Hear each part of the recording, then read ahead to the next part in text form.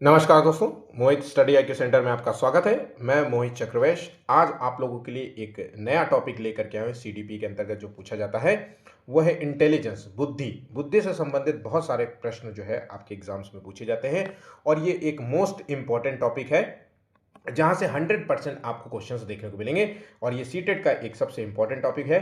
तो इसलिए वीडियो को आखिर तक जरूर देखिएगा, क्योंकि इस वीडियो में आपको थ्योरी और लास्ट में आपको एमसीक्यूज कंप्लीट जो है स्टडी मटेरियल दिया जा रहा है। 50 एमसीक्यूज कराऊंगा मैं, जिससे बिल्कुल ये टॉपिक आपका रट जाएगा। ठीक है, तो वीडियो आप लोगों के लिए खास है, वीडियो बहुत इंपॉर्टेंट है।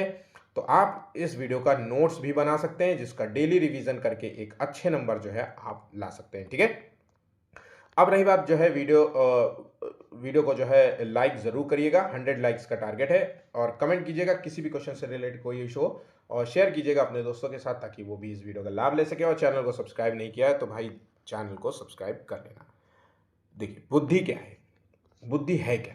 तो बुद्धि एक मानसिक शक्ति का नाम है। ठीक है, जिसके जरिए हम चीज़ों को और तथ्यों को समझते हैं और उनमें संबंध खोजते हैं और तर्कपूर्ण ज्ञान हासिल करते हैं। तो बुद्धि एक मानसिक शक्ति का नाम है। ये पूरी जो है थ्योरी ये जो परिभाषा दी गई ये आपको पता होना चाहिए। बुद्धि के सहारे हम विवेकशील चिंतन करते हैं और वातावरण के साथ प्रभावी ढंग से समायोजन करते हैं। ठीक है, नेक्स्ट पॉइंट दिया गया है, बुद्धि जो है व्यक्ति के आनुवंशिकी और वातावरण की अंतःक्रिया का परिणाम होता है। तो किसी भी व्यक्ति की बुद्धि जो होती है हेरिडिटी और जो इन्वायरमेंट होता है उसका परिणाम होता है। ठीक है, मतलब अगर मान लीजिए किसी बच्चे के हेरिडिटी में दिक्कत है, आनुवांशिकता में दिक्कत है या वंशानुक्रम में दिक्कत है, और उसको बाहर से कितना भी अच्छा वातावरण दिया जाए, कहीं ना कहीं उसकी बुद्धि प्रभावित होगी। ठीक है, अगर हमने बच्चे का मान लीजिए कि वंशानुक्रम अच्छा है, माता पिता से मिले हुए गुण या जीन्स अच्छे हैं, लेकिन उसको बाहरी जो है वातावरण नहीं दिया गया, बात समझिएगा, एक अच्छा है और दूसरा बुरा है, दूसरा बुरा है, दूसरा अच्छा है, पहला वाला बुरा है, तो भी जो है कहीं ना कहीं वो बुद्धि को प्रभावित करेगा। ठीक है, बुद्धि मापने के लिए सबसे पहला परीक्षण किसने किया था? तो बुद्धि मापन का जो सबसे पहला परीक्षण था वो बिने तथा साइमन ने किया था। कब किया था? 1905 में किया था। और ये क्वेश्चन आपसे एग्जाम में पूछा जाता है। ठीक है, नेक्स्ट क्वेश्चन है, इस परीक्षण में जो है बुद्धि को मानसिक आयु, जिसे हम मेंटल एज कहते हैं, इसके रूप में मापा गया था। तो बुद्धि को पहले मानसिक आयु के रूप में मापा गया था। फिर 1916 में आते हैं, तो 1916 में बिने साइमन परीक्षण का सबसे महत्वपूर्ण संशोधन जो है टर्मन ने किया था। टर्मन ने किया था, टर्मैन या टर्मन। ठीक है, इस संशोधन में जो है बुद्धि को बुद्धि लब्धि या आईक्यू जिसे हम कहते हैं उसके रूप में मापा जाने लगा। तो अब बुद्धि लब्धि का जो है फॉर्मूला इन्होंने दिया, किसने दिया? टर्मन ने दिया था। भाई साहब, टर्मन ने ये आईक्यू निकालने का फॉर्मूला दिया। आईक्यू जो होती है वो मेंटल एज जो कि मानसिक आयु है, बटे जो है क्रॉनिकल एज जो वास्तविक आयु है, इंटू 100, ये इसका फॉर्मूला होता है। और इसी फॉर्मूले से आपका आईक्यू निकाला जाएगा, आपका जो है वास्तविक आयु निकाली जाएगी, इसी से आपकी मेंटल एज निकाली जाएगी, जैसा आपसे क्वेश्चन पूछा जाए। और ये क्वेश्चन आपके एग्जाम में पूछा भी जाता है। अब आ जाते हैं, कंपैरिजन देख लेते हैं। ठीक है, तो देखिए आईक्यू के एक तरफ रेंज है, इसको हमने क्लासिफिकेशन जो है दिया है, और एक तरफ कंपैरिजन दिया है विद पॉपुलेशन। तो देखिए 130 130 से प्लस 130 से अधिक अगर किसी व्यक्ति का आईक्यू निकल के आता है तो वो जो है वेरी इंटेलिजेंट होगा बच्चा, मतलब प्रतिभाशाली बच्चा होगा, वेरी हाई होगा उसको। और ये जो है टोटल पॉपुलेशन का 2% ही कवर कर पाते हैं। मतलब अब अगर मान लीजिए 100 लोगों की बात करें तो सिर्फ 100 में से 2 लोग ही ऐसे होंगे जो है 130 प्लस आईक्यू वाले होंगे। 120 से 129 वाला आईक्यू वाला व्यक्ति जो होता है वो हाई क्लास में आता है, जिसे टॉप 100% होता है। सबसे इंपॉर्टेंट पॉइंट यहां है ये कि 110 से 100 जो है 90, सॉरी माफ करना, हाई एवरेज है ये।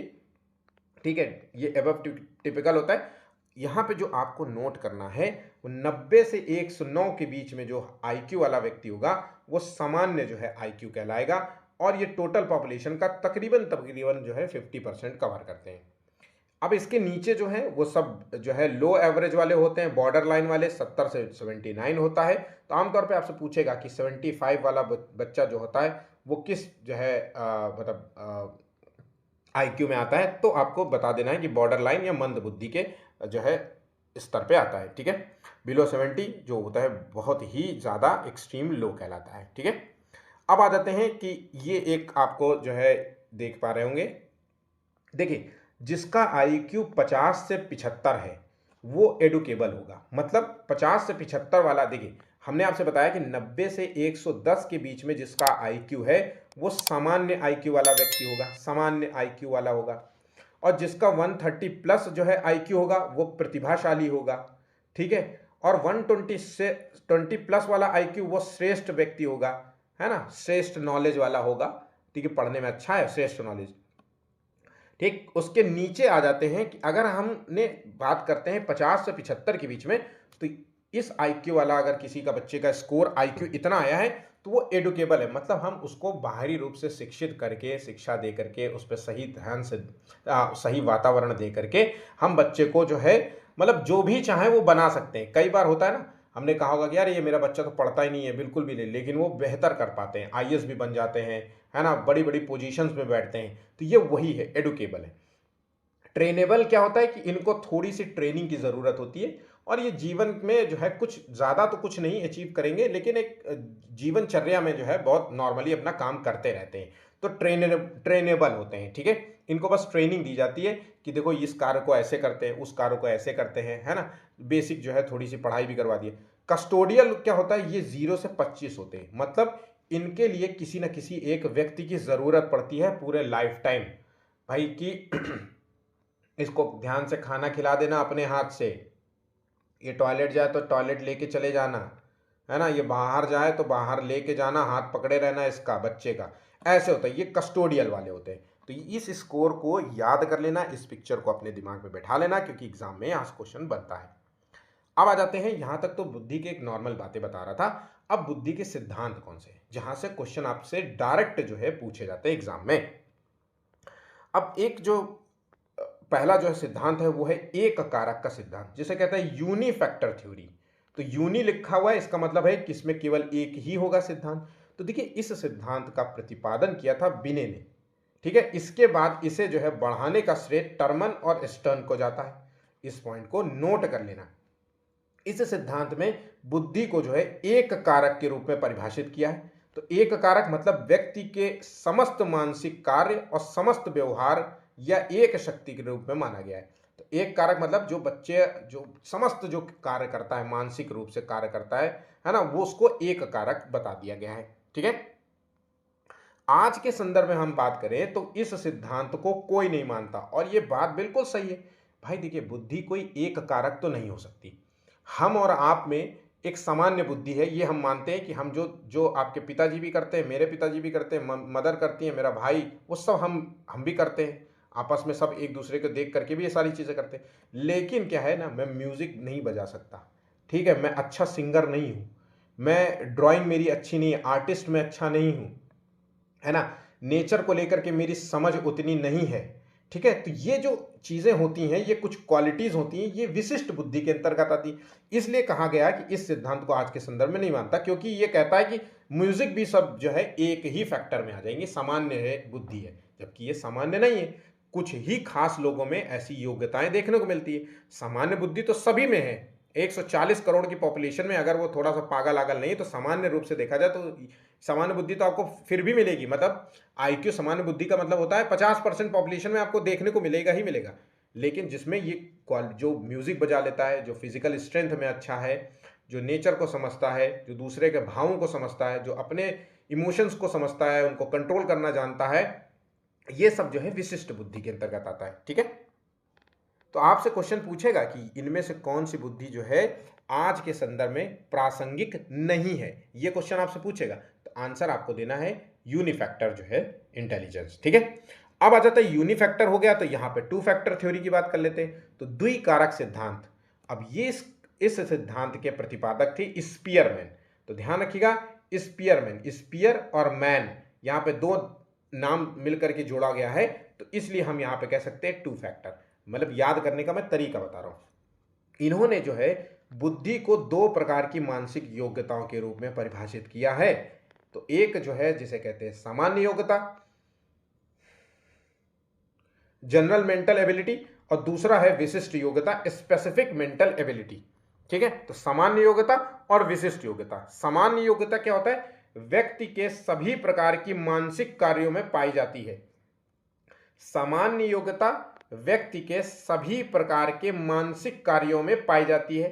ठीक है, सभी प्रकार के कार्यों को संज्ञानात्मक ढंग से, बौद्धिक ढंग से, है ना, करने की एक सार्वजनिक जन्मजात क्षमता का नाम है सामान्य योग्यता।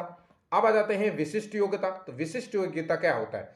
प्रत्येक व्यक्ति में सामान्य योग्यता के अतिरिक्त कुछ ना कुछ विशेष योग्यताएं भी पाई जाती हैं। अब वो कुछ ना कुछ विशेष योग्यता क्या हो सकता है कि वो म्यूजिक बजाता हो बहुत अच्छा, हो सकता है वो फिजिकल स्ट्रेंथ में अच्छा हो, ठीक है, हो सकता है कि वो खाली स्थान को बहुत अच्छे तरीके से समझ जाता हो और उस पर बहुत अच्छा क्रिएटिविटी कुछ कर देता है ना। हो सकता है कि उसकी लैंग्वेज में जो है पकड़ बहुत अच्छी हो, भाषा ज्ञान बहुत अच्छा हो, जैसे शेर व शायरी करते हैं ना कुछ लोग, है ना, इतने बढ़िया गाना किसने लिख दिया, इतना बढ़िया शेर व शायरी कैसे कर दी, इतना बढ़िया गीत किसने लिखा, इस तरीके से लैंग्वेज भाषा में। तो ये कुछ विशेषताएं कुछ लोगों में हो सकती है, इसलिए उसको स्पेसिफिक जो है इंटेलिजेंस का नाम दिया। और ये जो विशिष्ट योग्यता है, ये योग्यता परिवर्तनशील होती है। अब आ जाते हैं इंपॉर्टेंट पॉइंट की ओर कि स्पीयरमैन के जो द्विकारक सिद्धांत है, इसका विरोध भी किया था। इसका विरोध थॉमसन ने किया था। थॉमसन ने अपने प्रतिदर्श सिद्धांत में किया था। इस पॉइंट को नोट कर लेना और इसको बिल्कुल भी छोड़ना नहीं, भूलना नहीं। ठीक है, एग्जाम में पूरे पूरे चांसेस है कि ये क्वेश्चन पूछ सकता है। अब आ जाते हैं, देखिए यहां तक तो यूनिफैक्टर हो गया और हमने आपको जो है टू फैक्टर थ्योरी भी बता दी। अब हम आपको थ्योरी बताना चाहते हैं ग्रुप फैक्टर थ्योरी। अब भाई टू के बाद हो गया ग्रुप फैक्टर थ्योरी। तो group factor theory of intelligence क्या होता है? समूह कारक सिद्धांत। तो इस कारक सिद्धांत के प्रतिपादक थे थर्नस्टोन। देखिए ध्यान रखिएगा, थर्नस्टोन, लुइस थर्नस्टन। ठीक है, अब इस विचार, इनके जो विचार है समूह वाला, तो थर्नस्टन के अनुसार बुद्धि, इंटेलिजेंस केवल सामान्य क्षमता नहीं है बल्कि कई प्राथमिक विशिष्ट योग्यताओं का समूह है। देखिए इन्होंने इनके नाम बताए कि 7 प्राथमिक जो है विशिष्ट योग्यताओं का समूह है। इन्होंने ये नहीं कहा कि सामान्य फैक्टर और विशिष्ट फैक्टर मिल करके ही जो है टू फैक्टर थ्योरी बनती है। इन्होंने कहा भैया देखो सामान्य फैक्टर तो नहीं है, लेकिन कई मानसिक जो है योग्यताएं का समूह जरूर होता है। ठीक है, उन मानसिक समूहों को इन्होंने 7 रूपों में डिफाइन किया। तो थर्नस्टन की जो 7 प्राथमिक जो है मानसिक योग्यताएं थी वो कौन सी थी, इसको आपको याद कर लेना है। ठीक है, पहली जो है वो शाब्दिक बोध है, वर्बल जो है कंप्रेंशन है, जिसमें बच्चा जो है या व्यक्ति जो है भाषा को समझने की क्षमता हासिल करता है। शब्द प्रवाह, जिसे वर्ड फ्लुएंसी कहते हैं। अब इसमें क्या होता है, शब्दों से जो है शब्द, शीघ्रता से शब्द बनाना। जैसे मैं पढ़ा रहा हूं ना, तो ये शब्द प्रवाह ही तो है। तो शीघ्रता से शब्द बनाना और उनके जो है प्रयोग की क्षमता हासिल करना। उसके बाद आ जाता है संख्यात्मक योग्यता, जिसमें नंबर के प्रति जो है उसकी जो है क्षमता देखने को मिलती है, जिसमें वो गणनाएं करने लगता है, कैलकुलस से संबंधित मैथमेटिकल गणनाएं करता है। स्थानिक योग्यता, जिसमें कहते हैं स्पेशियल जो है, इसमें क्या होता है, आकृतियों और स्थान को समझने की क्षमता। अब ये क्षमता किसके अंतर्गत देखने को मिलेगी? आर्किटेक्ट। आर्किटेक्ट में अक्सर जो है स्थानिक जो है योग्यता देखने को मिलती है। इस बात को याद रखिएगा, जो आर्ट बनाते हैं, है ना, ड्राइंग बनाते हैं, वो भी है। उसके बाद स्मृति, जानकारी को याद रखने की क्षमता। उसके बाद प्रत्यक्षीकरण गति, परसेप्शुअल स्पीड, इसमें कहता है समानता और अंतर को जल्दी समझ पाने की जो है क्षमता। उसके बाद आ जाते हैं 7वां, जिसे कहते हैं तर्क शक्ति, रीजनिंग एबिलिटी, तो तार्किक निष्कर्ष निकालने की क्षमता। तो इन 7 को नोट कर लो, दिमाग में बैठाए रखना, भूलना नहीं। ठीक है, क्योंकि एग्जाम में पूछे जा सकता है। अब आ जाते हैं कि इस सिद्धांत, कौन सा सिद्धांत? स्पीयरमैन के द्विकारक सिद्धांत, जिसे कहते हैं जनरल फैक्टर और स्पेसिफिक फैक्टर का इन्होंने विरोध किया था। तो देखिए द्विफैक्टर थ्योरी का 2 लोगों ने विरोध किया। इन दोनों के नाम बिल्कुल अच्छे से याद रखना, क्योंकि इनमें जो है, इसमें जो है, इनकी बुद्धि में, इनकी थ्योरी में बुद्धि को अनेक स्वतंत्र योग्यताओं का समूह माना गया है। क्योंकि इनमें बुद्धि को अनेक स्वतंत्र, स्पीयरमैन की थ्योरी की बात कर रहा है कि इसमें अनेक स्वतंत्र योग्यताएं होती है। और इन्होंने क्या किया, इन्होंने जो है बाकायदा बता दिया कि 7 जो है योग्यताएं, प्राथमिक योग्यताएं होती है। बात यहां समझ गए? अब आ जाते हैं अगला जो है सिद्धांत कौन सा है, तो मल्टी फैक्टर थ्योरी। मैंने आपको ये थ्योरी करा भी चुका हूं, है ना। जिन लोगों ने नहीं पढ़ी है वो पढ़ ले। तो ये सिद्धांत किसने दिया था? थॉर्नडाइक। एक मल्टी फैक्टर थ्योरी और एक मल्टीपल इंटेलिजेंस थ्योरी है। तो ध्यान रखिएगा, जहां फैक्टर शब्द हो जाए या कारक शब्द जुड़ा हो वो थॉर्नडाइक से जुड़ा हुआ है। थॉर्नडाइक ने बुद्धि को कई कारकों का मिश्रण माना है और उनमें उनके मुताबिक किसी भी मानसिक कार्य में कई सूक्ष्म तत्व शामिल होते हैं जो एक साथ मिल करके कार्य करते हैं। तो बुद्धि थॉर्नडाइक ने बुद्धि को कितने भागों में बांटा? 3 भागों में। अमूर्त बुद्धि, मूर्त बुद्धि, सामाजिक बुद्धि। ये बिल्कुल नोट कर लेना और याद कर लेना। थॉर्नडाइक ने सीखने से जुड़े हुए कुछ और सिद्धांत भी दिए थे, जिसमें प्रभाव का नियम, तत्परता का नियम और अभ्यास का नियम भी था। और यह आपको अच्छे तरीके से पता भी होगा क्योंकि मैंने इससे रिलेटेड एक प्रॉपर जो है वीडियो बनाया है। ठीक है, चलिए अब आ जाते हैं अगले पॉइंट की ओर। हार्वर्ड गार्डनर का बहुबुद्धि सिद्धांत क्या है? अब देखिए, multiple intelligence theory, multi factor theory नहीं, मल्टीपल इंटेलिजेंस थ्योरी। अक्सर बच्चे इन दो थ्योरी में, थॉर्नडाइक की थ्योरी और गार्डनर की थ्योरी में कंफ्यूज हो जाते हैं और क्वेश्चन गलत भी कर जाते हैं। ठीक है, तो ये थ्योरी दिया किसने था? हार्वर्ड गार्डनर ने दिया था, जिनके सिद्धांत को हम बहुबुद्धि सिद्धांत या मल्टीपल जो है इंटेलिजेंस कहते हैं। तो हार्वर्ड गार्डनर के सिद्धांत के मुताबिक इंसान में, व्यक्ति में कई तरह की बुद्धियां होती हैं जो अलग अलग तरीकों से प्रकट होती हैं। बहुबुद्धि सिद्धांत में प्रत्येक व्यक्ति की यूनिक एबिलिटीज पर जोर दिया जाता है कि भाई तुम्हारे पास कौन सी एबिलिटी है, उस पर हमें ज्यादा ध्यान देने की जरूरत है। तो यूनिक, यहां पे पॉइंट नोट करने वाली बात है कि जो गार्डनर है वो किस पर ज्यादातर जोर देने की बात कहते हैं? यूनिक एबिलिटीज पर जोर देने की बात कहते हैं। ठीक है, हार्वर्ड गार्डनर के इस सिद्धांत के अनुसार बुद्धि का जो स्वरूप होता है सिंगुलर नहीं होता, मतलब एकाकी नहीं होता, ये बहुकारकी होता है, मल्टीपल होता है। ठीक है, अब आ जाते हैं अगले पॉइंट की ओर कि इलेक्ट्रिक बुद्धि एक दूसरे से स्वतंत्र होती है। व्यक्ति के विभिन्न प्रकारों में एक दूसरे के साथ अंतर क्रिया करने की प्रवृत्ति होती है। हार्वर्ड गार्डनर ने बुद्धि को एक ही क्षमता के बजाय 8 अलग अलग प्रकार में विभाजित किया है। तो हार्वर्ड गार्डनर का जो सिद्धांत है वो मल्टीपल इंटेलिजेंस थ्योरी कहता है और ये बुद्धि को 8 अलग अलग भागों में विभाजित करता है। अब इस पॉइंट्स को नोट कर लेना और इस पॉइंट को याद कर लेना, क्योंकि पहली बुद्धि है यहाँ पे, पहला क्रम कुछ लेना देना नहीं है, क्रम से कोई मतलब नहीं है यहाँ पे, ध्यान रखिएगा। भाषाई बुद्धि, ये किसके पास होगी? न्यूज़पेपर चलाने वाले, जो न्यूज़ एंकर्स होते हैं, एंकर होते हैं, जो राइटर्स होते हैं, ठीक है, पोएट होते हैं, शेर व शायरी करने वाले होते हैं, इनके पास जो है ये भाषाई बुद्धि होती है। ठीक है, तार्किक गणितीय क्षमता, तो गणित के संदर्भ में गणितीय क्षमता आ गया। स्थानिक बुद्धि, तो स्थानिक बुद्धि में क्या होता है? जो आर्किटेक्ट होते हैं उनको, और जो आर्ट जो है ड्राइंग वाइंग करते हैं, ये सब इनके अंतर्गत आती है। शारीरिक गतिक जो है बुद्धि, तो फिजिकल स्ट्रेंथ से रिलेटेड हो, जैसे कुश्ती लड़ना, इसमें ट्रिक्स दिमाग की ज़रूरत होती है, क्रिकेट खेलना, फाइटर प्लेन उड़ाना हवा में, ये सारी चीज़ें शारीरिक गति बुद्धि के अंतर्गत है। संगीत बुद्धि में संगीत के प्रति जो है उसके अंदर समझ होती है ना, जैसे अरिजीत, है ना, सोनू निगम, है ना, ये इन सब के जो बुद्धि है वो संगीत बुद्धि है, संगीतिक बुद्धि है। प्राकृतिकवादी में जो है प्रकृति के लेकर के जो समझ होती है उसको। अस्तित्ववादी बुद्धि में अस्तित्व के लेकर के होती है कि भाई क्या अस्तित्व है इन चीज़ों का, है ना, जीवन में मृत्यु और जीवन का क्या अस्तित्व है, ये अस्तित्ववादी बुद्धि कहलाते हैं। ठीक है, ये इन चीज़ों को डिफाइन करते हैं। अब जो इम्पोर्टेंट है वो है 8वां और 9वां, अंतः वैयक्तिक बुद्धि, इंट्रापर्सनल इंटेलिजेंस। तो देखिए, इंट्रा और इंटर दो टर्म्स यहां पे लिखे हुए हैं, देखिए ध्यान रखिएगा, इंट्रा पर्सनल और इंटर पर्सनल। तो देखिए, इंटर कॉलेज मैच हम लोगों ने अक्सर जो है पढ़ा था कि यार मेरे स्कूल में इंटर कॉलेज मैच होने जा रहा है, इंटर, तो इसका संबंध है दूसरों के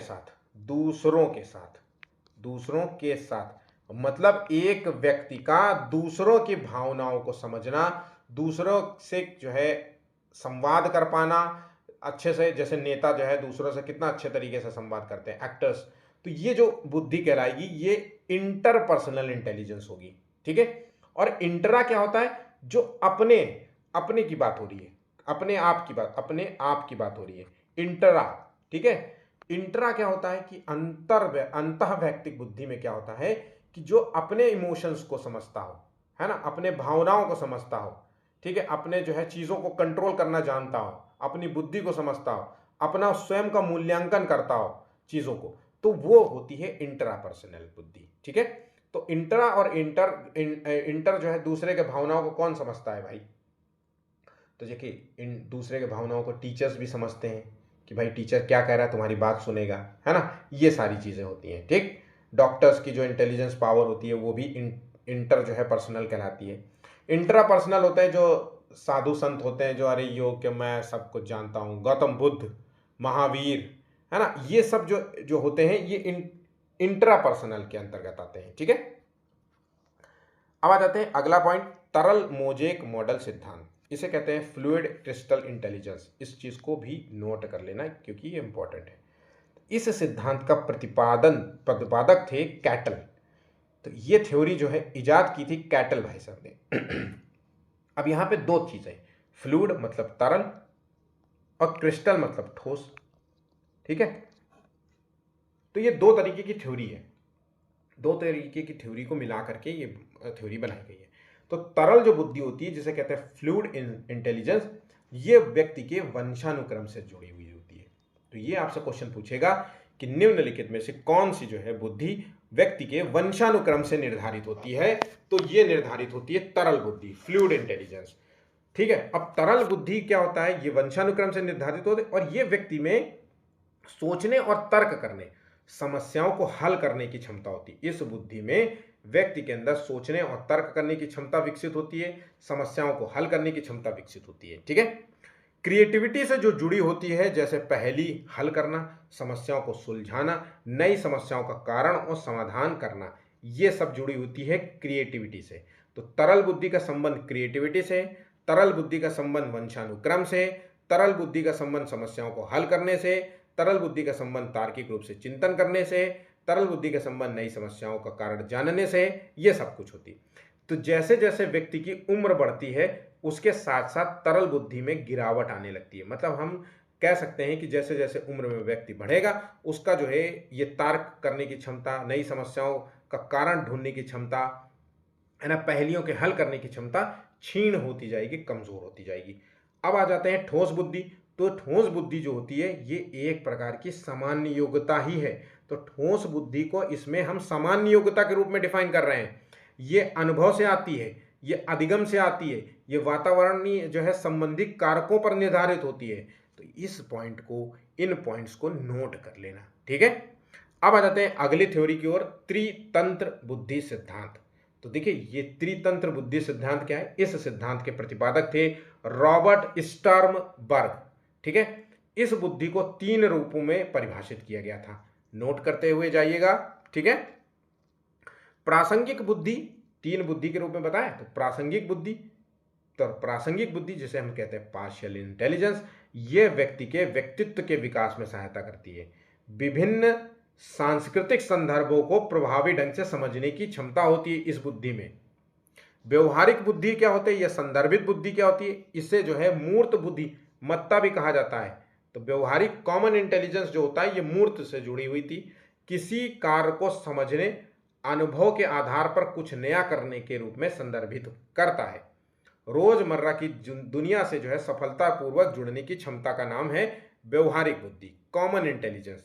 ठीक है, अब विश्लेषण वाला में क्या होता है कि ये जो है विश्लेषणात्मक जो बुद्धि होती है इसका मूल्यांकन आईक्यू परीक्षण द्वारा किया जाता है, समस्याओं को हल करने के लिए उपयोग किया जाता है। तो विश्लेषण करना मतलब किसी समस्या का विश्लेषण करोगे, तो ये इसी संदर्भ में यूज होता है, किसी व्यक्ति के द्वारा किसी भी परिस्थिति का विश्लेषण कर पाना, तथ्यों को समझ पाना, समस्या का समाधान कर पाना, यही विश्लेषणात्मक जो है बुद्धि का नाम है।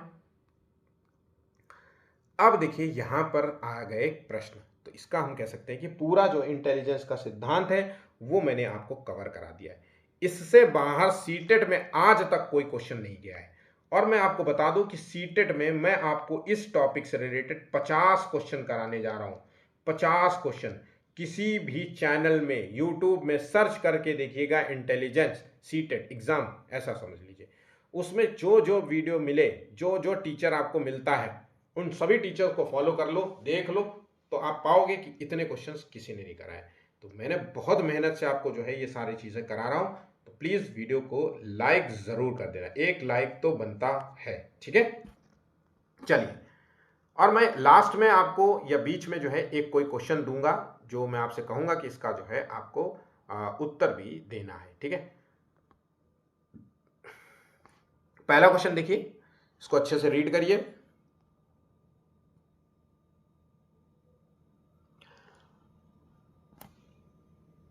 बुद्धि वह शक्ति है जो हमें समस्याओं का समाधान करने और उद्देश्यों को प्राप्त करने की क्षमता होती है, यह कथन किसका है?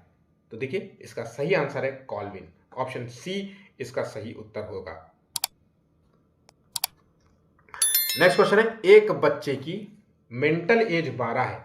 मैंने आईक्यू निकालने का जो फॉर्मूला बताया था, mental age upon chronological age into 100। तो अब यहां पे ध्यान रखिएगा कि मेंटल एज 12 बोल रहा है, क्रॉनिकल एज 10 बोल रहा है, और हमने 100 कर दिया और हमने ये काट दिया। तो हम कह सकते हैं कि इस बच्चे की जो आईक्यू निकल के आई है वो है 120। और 120 किस श्रेणी में आता है? तो 120 जो श्रेणी में आएगा वो है श्रेष्ठ, ये श्रेष्ठ बुद्धि वाला व्यक्ति है। तो हमने आंसर यहां पे सी इसका सही उत्तर दे दिया है, ठीक है। निम्नलिखित में से कौन जो है बुद्धि को निर्धारित करने वाले कारक है? तो बुद्धि को कौन निर्धारित करता है?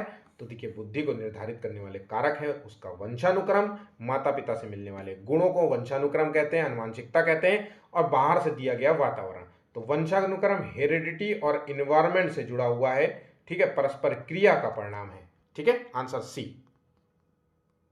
हार्वर्ड गार्डनर द्वारा निम्नलिखित में से एक को छोड़कर बाकी सभी बुद्धि के प्रकार बताएं। हार्वर्ड गार्डनर जिन्होंने मल्टीपल इंटेलिजेंस थ्योरी दी थी, है ना, मल्टीपल बहु जो है बुद्धि का सिद्धांत दिया था, और 8 प्रकार की बुद्धि डिफाइन करी थी, ये भी आपको पता होगा। और 8 प्रकार की बुद्धियों में सृजनात्मकता जैसी कोई बुद्धि नहीं दी गई थी, ठीक है। नेक्स्ट, बच्चों की जो है बुद्धि लब्धि आईक्यू 90 से 110 के मध्य है, वो किस प्रकार की बुद्धि के अंतर्गत है?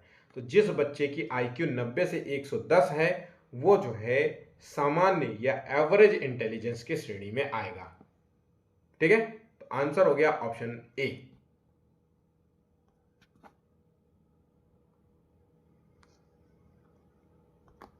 बुद्धि लब्धि या आईक्यू की अवधारणा दी गई थी, तो ये इस थ्योरी को इजाद किया था टर्मन ने। आंसर है छठवें का बी, टर्मन, ऑप्शन बी, ठीक है। गार्डनर ने 7 बुद्धि का अधिमान निर्धारित किया, इनमें से कौन सा नहीं है? तो देखिए, 7 बुद्धि में से स्थान संबंधी, खाली स्थान को समझ पाना, इंटरपर्सनल, है ना, मतलब दूसरों की भावनाओं को समझ पाना, भावनात्मक भाषात्मक बुद्धि जिसमें भाषा की समझ, भाषा में पकड़ होती है, भावनात्मक या इमोशनल इंटेलिजेंस जैसा इन्होंने गार्डनर ने किसी तरीके की बुद्धि के रूप में डिफाइन नहीं किया है। बुद्धि के संदर्भ में सही कथन क्या है? तो देखिए, बुद्धि के संदर्भ में सही कथन यह है कि समायोजन करने की क्षमता का नाम बुद्धि है, बिल्कुल सही बात है। सीखने की क्षमता का नाम भी बुद्धि है, और संक्षिप्त या तार्किकता की क्षमता का नाम बुद्धि है। तो हम कह सकते हैं कि उपरोक्त सभी में से इसका सही आंसर होगा ऑप्शन डी। निम्न सिद्धांतों में से कौन जो है बच्चे के बौद्धिक विकास के 4 चरण, जिसमें संवेदी चालक, पूर्व परिचालन, सुदृढ़ जो है परिचालन और एवं औपचारिक परिचालन को चिन्हित करता है? नाम में बिल्कुल भी कंफ्यूज मत होइएगा। 4 चरण किसने दिए थे?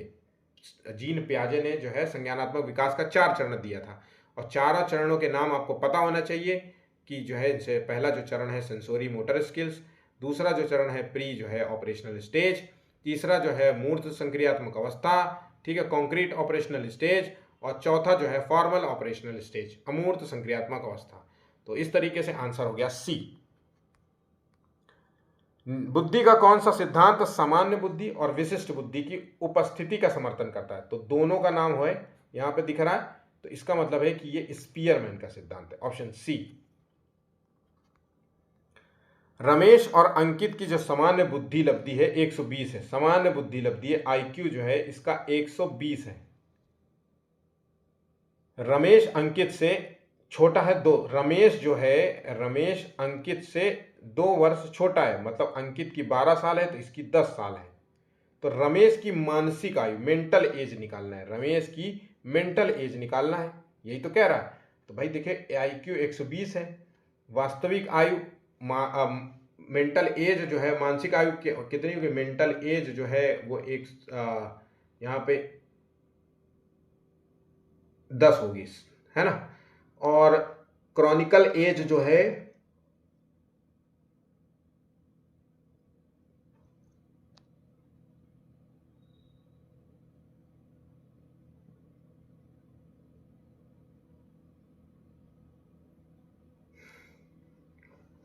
रमेश की मेंटल एज पूछ रहा है आपसे, और यहाँ पे आपको जो है 10 करना है और यहाँ पे 100 करना है, इंटू 10/100, आपको 12 वर्ष आंसर देना होगा। ठीक है, आंसर हो गया ऑप्शन बी।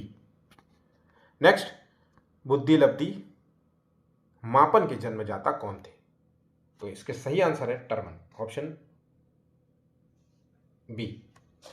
नेक्स्ट,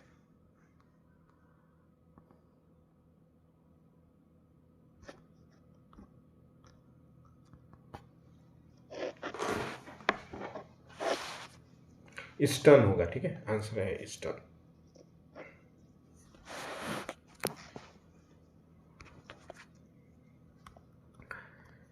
बुद्धि के बारे में निम्नलिखित कथनों में से कौन सा कथन सही है? देखिए 13वें का आंसर, बुद्धि अभिसारी रूप से सोचने की योग्यता है, नहीं। बुद्धि अनुभव के परिणाम के रूप में व्यवहार में एक अपेक्षाकृत स्थायी परिवर्तन है, नहीं। बुद्धि एक आनुवांशिक विशेषक है जिसमें मस्तिष्क और गतिविधियां जैसे स्मरण और तर्क जो है शामिल होते हैं, या ये बुद्धि जो होती है वो बहुआयामी है जिसमें बुद्धि परीक्षणों के द्वारा पूर्ण रूप से परिमेय न की जाने वाली कई योग्यताएं शामिल की गई हैं। तो यहां पे देखिए, तो आंसर है ऑप्शन डी। ठीक है। नेक्स्ट, बुद्धि के बहुकारक सिद्धांत का प्रतिपादन किसने किया था? Multi factor theory. तो ये इजाद की थी थॉर्नडाइक ने। ठीक है।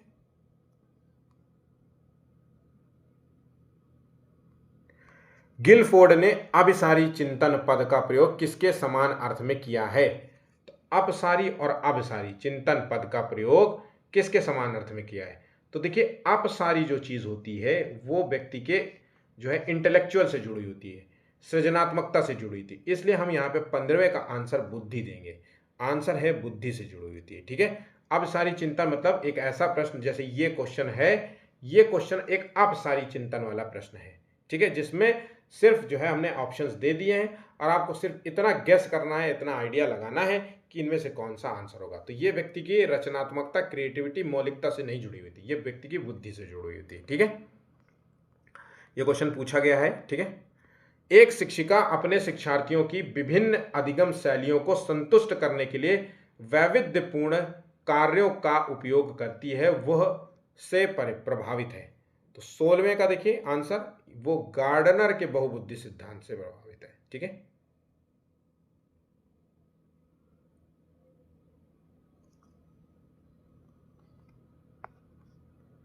एक शिक्षिका अपने शिक्षार्थियों की विभिन्न अधिगम शैलियों को संतुष्ट करने के लिए जो है वैविध्यपूर्ण, ये तो वही रिपीट हो गया, चलिए कोई बात नहीं, आंसर सी। बहुबुद्धि सिद्धांत के अनुसार सभी प्रकार के पशुओं, खनिज, पेड़ पौधों को पहचानना और उनके वर्गीकृत करने की क्षमता या योग्यता कहलाती है। तो ये योग्यता प्राकृतिक बुद्धि कहलाएगी। ठीक है, प्रकृति के बारे में उसकी समझ को दर्शाता है।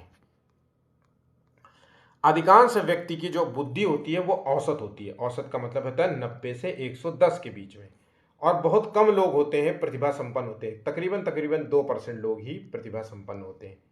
और बहुत कम जो है मंद बुद्धि वाले होते हैं, ये भी तकरीबन 2% से जो है होते हैं, या थोड़ा और मान लीजिए। तो इस कथन के प्रतिस्थापित जो है सिद्धांत पर आधारित है ये। ठीक है। तो देखिए, ये जो सिद्धांत के संदर्भ में देखें, बुद्धि जाति विभिन्नताओं या बुद्धि के वितरण या बुद्धि की वृद्धि या बुद्धि लैंगिक विभिन्नताएं। 19वें का देखिए आंसर क्या है? 19 का आंसर है बी, बुद्धि के वितरण से जुड़ी हुई है। ठीक है। बुद्धि और सृजनात्मकता में किस प्रकार का सह संबंध पाया जाता है? तो बुद्धि जो है वो जुड़ी होती है घनात्मक रूप से। तो बुद्धि और सृजनात्मकता एक दूसरे से जुड़ी होती हैं और इनमें घनात्मक संबंध होता है। आंसर हो गया ऑप्शन ए। निम्नलिखित में से कौन सा जो है बुद्धि के बारे में सही नहीं है? तो बुद्धि जो होती है वो व्यक्ति की मानसिक क्षमता है, या फिर हम कह सकते हैं कि सामंजस्य स्थापित करने में सहायक है, ये व्यवहार की गुणवत्ता में आंकी जाती है, स्थायी और अपरिवर्तनशील विशेषता है। तो आंसर हो गया ऑप्शन डी, जो कि सही नहीं है। भाटिया बैटरी का प्रयोग निम्नलिखित में से किसके परीक्षण हेतु किया जाता है? बुद्धि के संदर्भ में। Option B. 23वां, निम्नलिखित में से कौन सा बहुबुद्धि सिद्धांत मल्टी जो है इंटेलिजेंस कॉन्सेप्ट की आलोचना हुई है? तो बुद्धि केवल प्रतिभाएं हैं जो पूर्ण रूप से बुद्धि में विद्यमान रहती हैं, या फिर बुद्धि जो है बहुबुद्धि शिक्षार्थियों को अपने जो है रुझान को खोजने में मदद करती हैं, ये व्यवहारिक बुद्धि की आवश्यकता से अधिक बल देती है, ये अनुभाविक साक्ष्यों का बिल्कुल समर्थन नहीं करती। तो आंसर हो गया इसी बात की। ठीक है, आंसर डी। जो बुद्धि सिद्धांत बुद्धि में सम्मिलित मानसिक प्रक्रियाओं और बुद्धि द्वारा किए जा सकने वाले विविध रूपों को शामिल करता है, वो कौन है? तो देखिए, मानसिक और बुद्धि द्वारा किए जाने वाले विविध रूपों से परिचय कराने की बात कर रहा है। तो इसका हम कह सकते हैं कि स्टर्नबर्ग का त्रितंत्र बुद्धि सिद्धांत।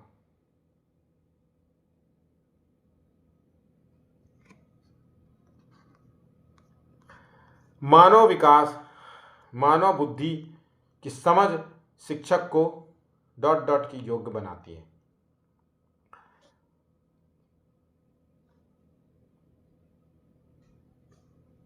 विविध शिक्षार्थियों के शिक्षण के बारे में स्पष्टता। तो आंसर हो गया ऑप्शन सी। यह महत्वपूर्ण है कि कोई अध्यापक जो है बच्चों को बहुबुद्धि मतलब बुद्धि लब्धि आईक्यू के आधार पर स्थिर जो है समूहों में पृथक पृथक नहीं करे, क्योंकि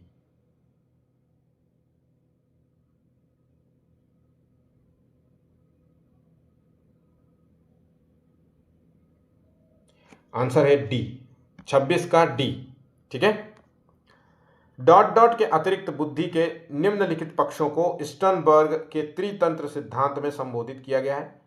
तो किसके अतिरिक्त मतलब कौन सा कथन यहाँ पे गलत है चार ऑप्शंस में? तो यहाँ पे सामाजिक बुद्धि जैसा कुछ नहीं डिफाइन, विश्लेषणात्मक, सृजनात्मक और जो है व्यवहारिक बुद्धि। ठीक है, ये स्टर्नबर्ग के त्रितंत्र सिद्धांत के अंतर्गत आता है। रेमंड कैटल के सिद्धांत के अनुसार बढ़ती उम्र के साथ तरल बुद्धि का क्या होता है? तो जैसे जैसे उम्र बढ़ती है वैसे वैसे तरल बुद्धि में गिरावट देखने को मिलती है। आंसर है ऑप्शन बी। अशाब्दिक सामूहिक परीक्षण है, तो आर्मी बीटा परीक्षण जो होता है वो अशाब्दिक जो है सामूहिक परीक्षण माना जाता है।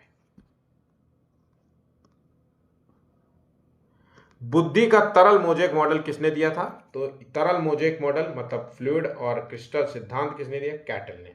ठीक है, अच्छे तरीके से मैंने इसको बताया था, आप उसको उतना ही रटना है जितना मैंने आपको दिया है। बुद्धि के द्विखंड जो है थ्योरी का प्रतिपादन किसने किया था? तो द्विखंड सिद्धांत का प्रतिपादन स्पीयरमैन ने किया था।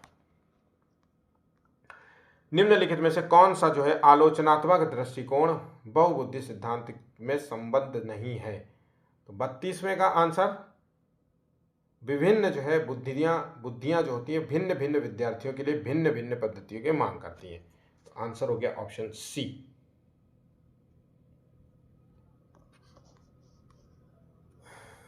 बुद्धि का जो है प्रतिदर्श सिद्धांत किसने दिया था? तो इस सिद्धांत के जो प्रतिपादक थे वो है थॉमसन। Option A. निम्नलिखित में से किसने जो है स्पीयरमैन के द्विकारक सिद्धांत के विरोध में अपने प्रतिदर्श सिद्धांत का प्रतिपादन किया? थॉमसन। Option A.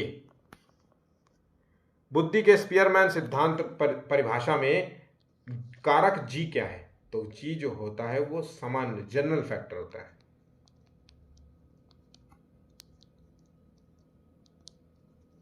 ठीक है, बहुबुद्धि के सिद्धांत के संदर्भ में एयरफोर्स पायलट बनने के लिए निम्नलिखित में से कौन सी जो है बुद्धि की आवश्यकता होगी? तो मल्टीपल इंटेलिजेंस थ्योरी के अंतर्गत अगर कोई एयरफोर्स का पायलट बनना चाहता है तो उसके अंतर्गत जो है गतिक बुद्धि आएगी, फिजिकल स्ट्रेंथ वाली बुद्धि आएगी। तो आंसर हो गया ऑप्शन डी, 36 का डी।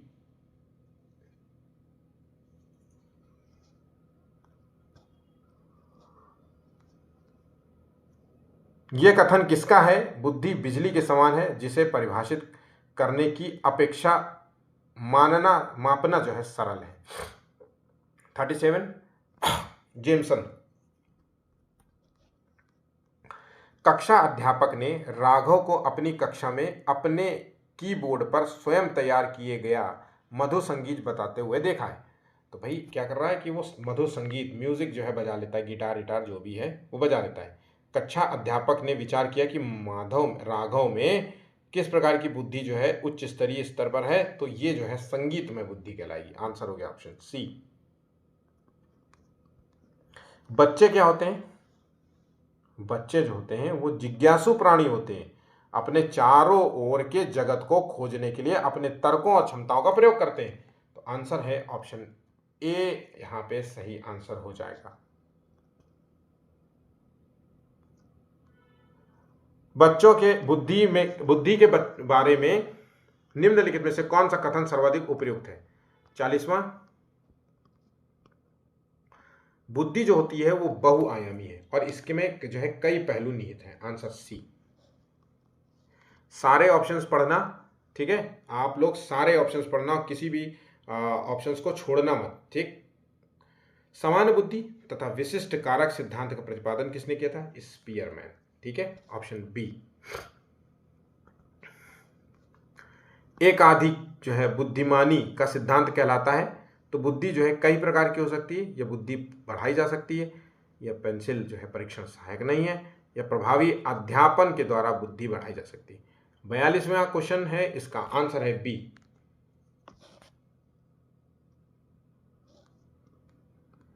संक्षिप्त रूप PSRN जो कि विकास से संबंधित है व्याख्या करता है।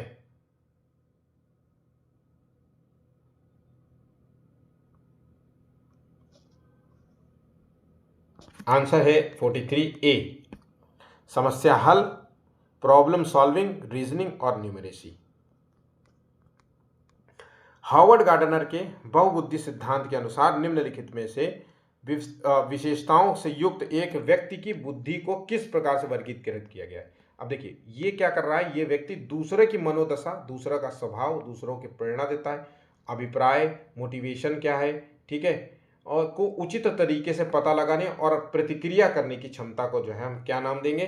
तो 44वें का क्वेश्चन का आंसर है अंतर, ठीक है। आंसर दूसरे की बात हो रही है तो इंटरपर्सनल।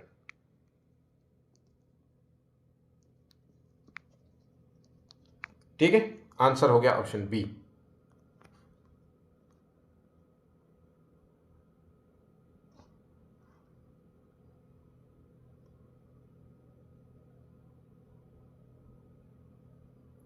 नेक्स्ट क्वेश्चन है, हार्वर्ड गार्डनर के बहुबुद्धि सिद्धांत के अनुसार तार्किक गणितीय बुद्धि वाले एक व्यक्ति की क्या विशेषता हो सकती है? तो यहाँ पे गणितीय बुद्धि की बात हो रही, तो इसका मतलब है कि वो गणित में अच्छा होगा। तो पैटर्न खोजने तथा तर्क करने की लंबी श्रृंखला को हल करने की क्षमता और संवेदनशीलता। आंसर हो गया ऑप्शन डी। बुद्धि इन 4 शब्दों में निहित है, ज्ञान, आविष्कार, निर्देश, आलोचना। ये कथन किसका है? 46, आंसर है डी, अल्फ्रेड विने, ठीक है, आंसर है डी। एक सफल इंटीरियर डिजाइनर में किस प्रकार की बुद्धि की प्रबलशीलता होती है? तो इंटीरियर डिजाइनर जो खाली स्थान को समझता है और उसमें जो है कुछ क्रिएटिविटी से कुछ नया क्रिएट करता है। तो 47 का जो है इसे हम मूर्त बुद्धि भी कहते हैं। और ध्यान रखिएगा, हालांकि ये मूर्त इंटीरियर डिजाइनर में जो है ये प्रबलता देखने को मिलेगी अमूर्त बुद्धि। याद रखिएगा अमूर्त, क्योंकि ये अमूर्त रूप से सोचेगा ना कि किसमें इमेजिनेशन से सोचेगा कि इसमें ये ऐसा डिजाइन डाल दो तो बहुत बढ़िया लग गया, तो ये अमूर्त बुद्धि की ओर जाता है, संकेत है, ठीक है। निम्नलिखित में से कौन सा जो है बुद्धिमान बच्चे का लक्षण नहीं है? तो जो लंबे निबंधों को बहुत जल्दी रटने की क्षमता रखता हो, ये बुद्धिमान बच्चे का लक्षण है। तो देखिए ये बुद्धिमान बच्चे का लक्षण नहीं माना जाएगा भाई। जो रटने की क्षमता रखता हो वो नहीं है, बल्कि जो प्रवाहपूर्ण और उचित तरीके से संप्रेषण कर लेता हो, ये बुद्धिमान बच्चे का लक्षण है। जो मूर्त और अमूर्त दोनों रूप में सोच लेता हो, ये बुद्धिमान लक्षण व्यक्ति का लक्षण है। जो नए परिवेश में स्वयं को ढाल लेता हो, समायोजित कर लेता हो, तो ये भी बुद्धिमान बच्चे का लक्षण है। लेकिन आंसर ए जो है इसका लक्षण में नहीं माना जाएगा। एक बच्चे की बुद्धि और विकास के अध्ययन की सबसे अच्छी विधि कौन सी मानी जाती है? तो अगर हम किसी बच्चे की बुद्धि और विकास के संदर्भ में बात करें तो सबसे अच्छी बुद्धि मानी जाएगी यहाँ पे विकासीय बुद्धि। यहाँ पे हम ये देखते हैं कि बच्चे का शारीरिक, मानसिक, भावनात्मक, इन सभी जो है चीज़ों को हम नोट करते हैं, ठीक है, याद करते हैं, ठीक है। एक अच्छे शिक्षक के रूप में व्यक्ति को बुद्धि परीक्षण के परिणाम जानने के बाद निम्नलिखित में से किस व्यवहार से बचना चाहिए? तो मान लीजिए एक टीचर ने देखा कि आपने जो है बुद्धि आईक्यू जो है टेस्ट लिया और आपने देख पाए कि भाई किस किस बच्चे का कौन सा आईक्यू है और कौन सा कम है, तो आपको कौन सा व्यवहार करने से बचना है? तो हमें ये नहीं करना है कि भाई आईक्यू इस बच्चे का कम है तो आप इस लाइन में खड़े हो जाओ, डेली रट करके जो है टॉपिक्स आना, ऐसे जो है शब्दावलियाँ नहीं यूज़ करनी। तो परिणाम के आधार पर हम सुधार का परामर्श दे सकते हैं, ये बात सही है। बुद्धि परीक्षण आईक्यू का उपयोग करके अनुसंधान में बच्चों का व्यापक सहयोग प्राप्त कर सकते हैं। शिक्षक को बुद्धि लब्धि के परिणाम के आधार पर कोई भी कार्य नहीं करना चाहिए। परिणाम के आधार पर कम बुद्धि वाले बच्चों का चयन कर उन्हें कठिन कार्य के लिए भेजना। तो इस तरीके से देखना कि जो परिणाम के आधार पर कम, तो ये जो है व्यवहार से हमें बचना होगा। आंसर बी से हमें बचना होगा, ठीक है। तो कुछ इस प्रकार के क्वेश्चंस आपको इंटेलिजेंस टॉपिक में देखने को मिलेंगे। सीडीपी का एक इंपॉर्टेंट टॉपिक है क्लास 1 एंड क्लास 2 दोनों के लिए। वीडियो पसंद आया तो प्लीज़ वीडियो को लाइक शेयर कर दीजिएगा और चैनल को सब्सक्राइब नहीं किया तो प्लीज़ चैनल को भी सब्सक्राइब कर लेना। धन्यवाद।